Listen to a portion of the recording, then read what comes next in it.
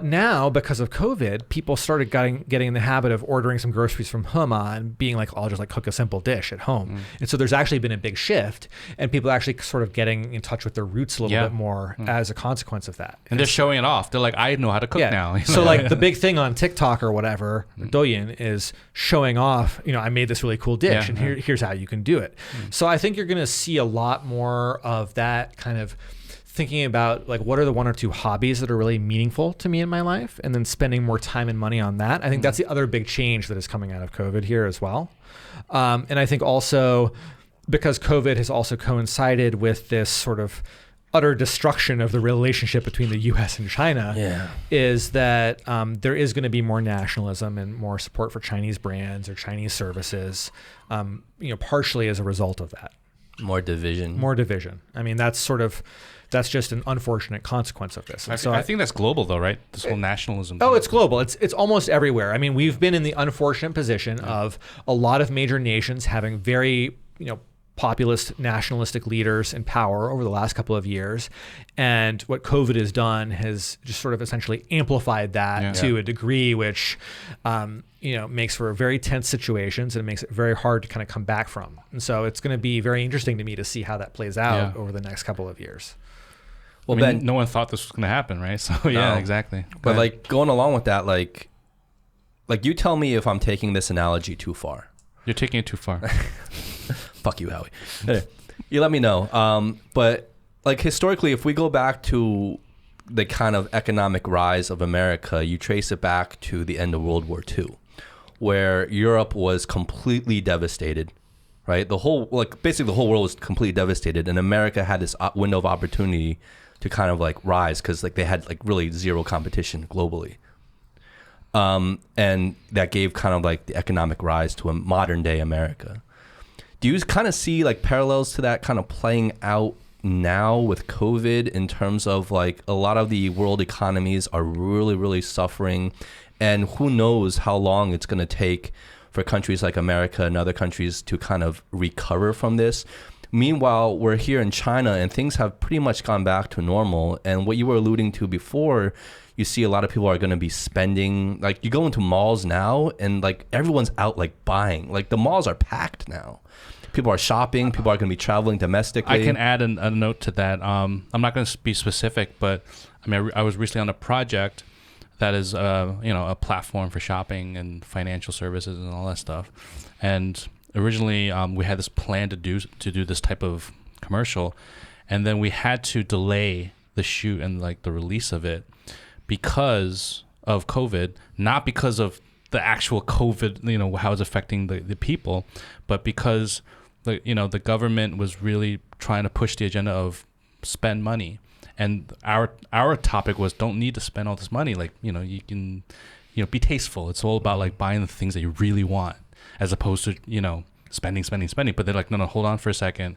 There's this little period and pocket of time that we're going to be really promoting buying, like, support the economy, buy. Well, like my point is like, I feel like the Chinese economy is going to recover a lot faster than other global economies. And so do you see that as kind of like maybe helping China the same way it kind of helped America after World War II? So a couple of things. One, just to expand on what Howie was saying. So one of the things for listeners outside of China, if they don't know, that the government here has done, or that local governments have done, is instead of giving out stimulus checks like in the US, what these cities have done is basically said, look, if you go out and shop and you spend $100, we'll give you $20 into your digital wallet back. So that's how they've sort of encouraged spending, is rather than just giving people money, because then people just save the money. They're saying we're going to tie this to spending. So there's been this bump coming out of COVID where people are very much incentivized to go out and have a meal, see their friends, go buy some clothes, whatever it is. Smart. And it's really smart because it has sort of gotten people over that sort of fear bump of, is it safe to go out and go shopping? And so China really has recovered much more quickly than I think a lot of other markets are going to recover as a result of that. Long term, I mean, I think China is definitely going to take advantage of this. I mean, they see a window where, everybody else is distracted. So the US is distracted, Japan's got its own problems. Western Europe's got its own problems. India's got its own problems. So given that context, if you were in charge of a country and your job was to improve the position of that country and improve the position of people's lives, why would you not take advantage of that? Yeah. I mean, from a rational perspective, that's what they should be doing. And so I think It's their job to do it's it. their job. It's literally their job to do that. Yeah. And as an American, I would want my president to also, make sure that the U.S. is in a solid place to continue to grow and prosper and move forward. So, I mean, people can talk about it as like a, good versus evil scenario or whatever it is, but the reality is, China's going to take their shot. They're going to press as much advantage out of this as they can to change the dynamics of the world order. You look at the WHO and the U.S. pulling out of that. Well, you better believe China's going to be finding ways to invest more money there, because then they'll take over and they'll have a much more important seat at the table when these global discussions are being had. And so Trump, what he's done is essentially sort of isolate the U.S. and put it in a position where it doesn't get to be part of that conversation, and that's very dangerous for the long-term sustainability of any country or any government. And so that's my my personal feeling. And it makes sense. It makes sense. Yeah, that's very interesting. So, I mean, part of what we've been talking about today is kind of like a tale of two systems.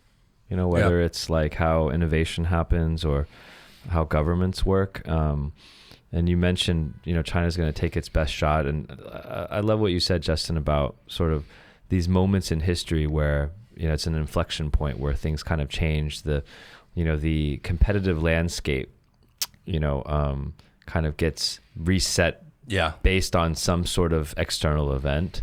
I'm curious, Ben, to kind of combine some of the things we talked about. So China wants to win these 4 or 5 industries for its long-term success. It has a stronger planning ability because in terms of the way the interests are aligned, maybe they have a longer-term kind of perspective, whereas in the U.S., we've gotten to a point where the interests are so fragmented. And so you can't really have a 50-year picture just because you've got so many people fighting, every 4 years or so to speak. Given China's, I guess, competitive position right now in those 4 or 5 top industries, given that COVID happened and it's sort of disrupted a lot of the way the world order works, I guess, what's your prediction? Maybe just rephrasing Justin's question a little bit, like, how much... I guess how far can China advance probably in the next 5 or 10 years based on where it is now, based on some of the technology assumptions and the strategies the countries are taking, and if let's say Trump continues or does not continue. I mean, the succinct way to answer that question would be... There's a lot to unpack there. All right. Everybody better be teaching their kids Chinese.